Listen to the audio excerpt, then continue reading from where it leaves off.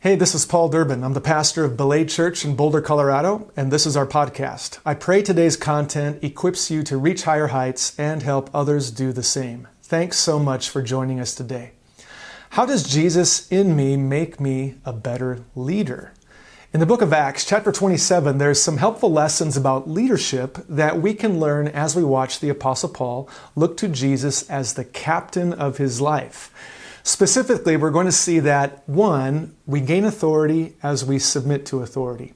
2, it's easier to lead when we're being led. And 3, purpose is important, but so is process. Now, in the last few chapters of Acts, leading up to chapter 27, Paul has been arrested because of his faith in Jesus. He's been jailed and then questioned by one official after the other. First, it was Ananias, the high priest. Then it was Felix, the governor of Caesarea. Then Festus, the next governor of Caesarea, and finally King Agrippa, the king over all of northern Israel. And through all of it, Paul has hope, Paul has confidence, Paul is bold. Why? Because Paul has Jesus inside. He has Jesus in me. Now, because Paul appealed to Caesar, he must take a long, difficult ocean journey to Rome, which is what Acts 27 is all about. It's all about that journey. But it's much more than that. It's also a great example of what godly, spirit-led leadership looks like. You've probably heard the expression, the captain always goes down with the ship. It's a familiar expression that underscores the responsibility a captain has for the people on his boat. Did you know that when you step onto a ship, 2 things happen? First, you become the captain's responsibility. It's his job to keep you safe. Second, you come under the captain's authority. In fact, a captain outranks any other official who might happen to be on the ship. A king, a president, or a prime minister all come under the captain's authority when they are on the ship. Perhaps an important question as we begin this look at leadership today is this: is Jesus your captain? Have you given him ultimate and complete control of your life? And think about that for a moment, because whatever we mention about leadership today doesn't matter if Jesus isn't your captain. But with that in mind, here's 3 lessons we can learn about Jesus from Paul about leadership as he looks to Jesus as his captain. And here's the first lesson. I gain authority as I submit to authority. Put another way, the privilege of being in charge is directly proportionate to the extent that I am willing to submit myself to those in charge of me. Galatians chapter 6 says, "Do not be deceived, God cannot be mocked. A man reaps what he sows." So if you sow mutiny, you will reap mutiny. If you sow a critical spirit, you will reap criticism. But the reverse is also true. If you sow faithfulness, you will reap faithfulness. If you sow honor, you'll reap honor. Let's see what this looked like on Paul's ocean journey in Acts 27. When it was decided that we would sail for Italy, Paul and some other prisoners were handed over to a centurion named Julius, who belonged to the imperial regiment. We boarded a ship from Adramyttium to sail for ports along the coast of the province of Asia, and we put out to sea. Aristarchus, a Macedonian from Thessalonica, was with us. The next day we landed at Sidon, and Julius, in kindness to Paul, allowed him to go to his friends so they might provide for his needs. Think about it. When Paul stepped on the boat, he was in chains and had 0 authority. Yet somehow in one day, he's given just a small amount of authority, the freedom to go see his friends so they could supply his needs. Listen, your attitude, even over the course of one day, can change the amount of authority you've been entrusted with. Some of you watching or listening are not being given the authority you wish you had at work or at home because you're sowing the wrong things. You're sowing criticism. You're sowing a bad attitude or a lack of initiative. Remember this one thing. I gain authority as I submit to authority. Now, after his trip ashore, Paul again boards the ship, and as they continue to sail, they encounter rough waters, and their progress slows down. Let's pick it up in verse 9.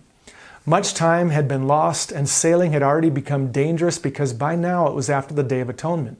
So Paul warned them, "Men, I can see that our voyage is going to be disastrous and bring great loss to ship and cargo, and to our own lives also. But the centurion, instead of listening to what Paul said, followed the advice of the pilot and of the owner of the ship. Since the harbor was unsuitable to winter in, the majority decided that we should sail on, hoping to reach Phoenix and winter there. This was a harbor in Crete, facing both southwest and northwest. Have you ever had a great idea, but those in authority don't listen to you? That happens sometimes. But it provides a great opportunity to you. It gives you the opportunity to keep sowing faithfulness into that authority that God Himself has placed in your life. Paul says to the crew, I can see that our voyage is going to be disastrous and bring great loss to ship and cargo and to our own lives also. And the sad thing is, Paul is right. The ship will be destroyed, and every piece of cargo will be lost. However, Paul is actually wrong about lives being lost. Everyone will make it through the upcoming disaster. But regardless, no one listens to Paul. Now here's the important thing. Even though Paul is pretty much right on, he doesn't start a mutiny. He instead continues to sow loyalty, and it will eventually pay off. You see, there are times when you're going to be right, and it's going to be obvious to you and maybe others. But your job in God's kingdom isn't to make sure everybody knows you're right. Your job is to trust God even when you don't get your way. All right, think about it. Can you sow faithfulness even when no one is listening to you but God? If you can, you will begin to discover that I gain authority as I submit to authority. All right, now here's the second leadership lesson we learn by watching Paul look to Jesus as his captain. It's this: it's easier to lead when I am being led. Starting in verse 13, the Bible says, when a gentle south wind began to blow, they saw their opportunity, so they weighed anchor and sailed along the shore of Crete. Before very long, a wind of hurricane force called the northeaster swept down from the island. The ship was caught by the storm and could not head into the wind, so we gave way to it and were driven along. As we passed to the lee of a small island called Cauda, we were hardly able to make the lifeboat secure, so the men hoisted it aboard. Then they passed ropes under the ship itself to hold it together. Because they were afraid they would run aground on the sandbars of Syrtis, they lowered the sea anchor and let the ship be driven along. I want you to notice something. Notice how the soldiers are not being led, they're actually being driven. How about you? Are you being led or are you being driven? If I'm driven by every opportunity and great idea that comes my way, I find that leadership becomes difficult and confusing. I find it much better to be led by the Spirit of God as I lead others. And this is what the Apostle Paul does. He's not chasing after everything that looks like a great opportunity. He's listening for the voice and the direction of his captain. The story continues in verse 18. We took such a violent battering from the storm that the next day they began to throw the cargo overboard. On the third day, they threw the ship's tackle overboard with their own hands. When neither sun nor stars appeared for many days, and the storm continued raging, we finally gave up all hope of being saved. After they had gone a long time without food, Paul stood up before them and said, Men, you should have taken my advice not to sail from Crete. Then you would have spared yourselves this damage and loss. But now I urge you to keep up your courage, because not one of you will be lost. Only the ship will be destroyed. Last night, an angel of the God to whom I belong and whom I serve stood beside me and said, Do not be afraid, Paul. You must stand trial before Caesar, and God has graciously given you the lives of all who sail with you. So keep up your courage, men, for I have faith in God that it will happen just as He told me. Nevertheless, we must run aground on some island. I want you to notice something in these verses. Everyone on the boat is focused on the wind, but they're not focused on the same wind. Paul is focused on the wind that Jesus speaks about in John 3:8. The wind blows where it wishes, and you hear its sound, but you do not know where it comes from or where it goes. So it is with everyone who is born of the Spirit. You see, in the Greek language, wind and spirit are represented by the same exact word, pneuma.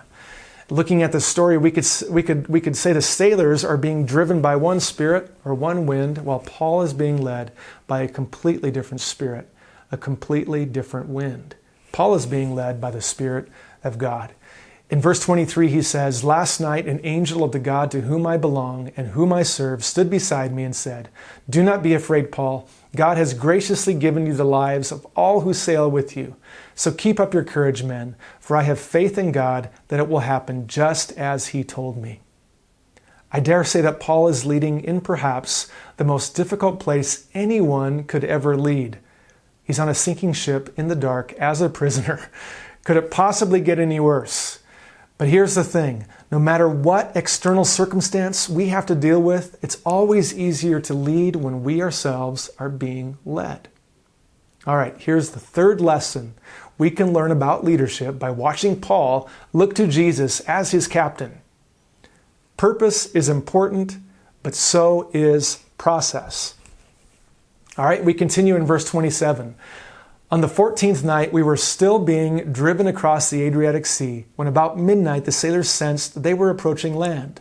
They took soundings and found that the water was 120 feet deep. A short time later, they took soundings again and found it was 90 feet deep.